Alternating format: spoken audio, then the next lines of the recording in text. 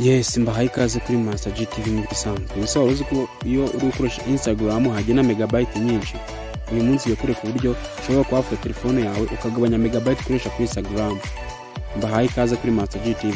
Uzaza kuri Instagram yawe, numara kuza kuri Instagram yawe, icyo uzakora uzaza wenda numara kugera kuri Instagram yawe account cyangwa se ugeze ku rubuga rwa Instagram, icyo uzakora uzaza kandi kuri profile yawe hano bakugana kwa scan cy'umuntu yastegwa ngende ukoresha Instagram isanzwe nangwe ukoresha X, ukoresha Instagram isanzwe numara kukanda hano ku kantu k'umuntu uze tuzano hejuru tudukone turi iburyo, numara kubana dukone turi iburyo uze tuza hano kandi muri mobile data saving bituhakanda. Numara kuhakanda bahita kuganda useless data no kwakoresha data nkeya cyangwa se mu gihe uri kureba video, mu gihe uri kureba amafoto bikaba byagufasha kugira ngo data zawe zishobora kuba zitagenda ari nyinshi. Uzakora zituzu kandi hano wafungure, numara kuwafungura yari video zawe uzajya ureba cyangwa se igihe uri kureba video cyangwa se uri kureba amafoto kuri Instagram yawe ntabwo uzaba uri gukoresha